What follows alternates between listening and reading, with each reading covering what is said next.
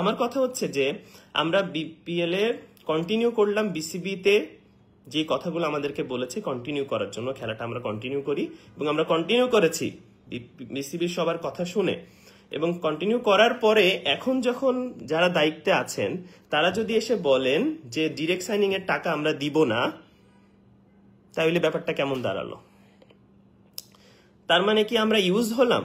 এমন হলো ব্যাপারটা যে ওই সময় আপনারাই বললেন, আমাকে কমিটমেন্ট করলেন যে আমাকে টাকা দেয়া হবে, আমার পারিশ্রমিক দেয়া হবে, কিন্তু এখন আপনারা বলছেন 1 বছর পরে এসে, জাস্ট বিপিএল এর 1-2 দিন আগে আপনারা আমাকেও না টিভি ইন্টারভিউর মাধ্যমে জানানো হচ্ছে যে ডিরেক্ট সাইনিং এর কিসের টাকা? তাহলে ব্যাপারটা কেমন হলো? যদি এটাই হয়ে থাকে তাহলে আমরা কোথায় যাবোটা কোথায়? আমরা কাকে বলবো? মানে এটা কেমন ধরনের আচরণ হতে পারে আমাদের সাথে? এটা তো মেনে নেওয়া যায় না। আমার পারিশ্রমিক, আমি কষ্ট করে বিপিএল কমপ্লিট করেছি, আমি সর্বোচ্চ চেষ্টা করেছি এই টিম নিয়ে ফাইট করার জন্য, আমি বিপিএল এ সেঞ্চুরি করেছি, আমি হাইস্ট রান টেকারের 5ম তালিকায় ছিলাম, আমি সর্বোচ্চ চেষ্টা দিয়ে বিপিএলটা সুন্দর মর্যাদার মাঝে আমি শেষ করেছি।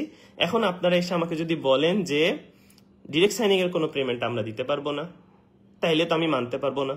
কারণ আপনাদের সাথে আমাদের যে কমিটমেন্টটা হয়েছে, কমিটমেন্টের জায়গা তাহলে কথা কোথায় থাকলো?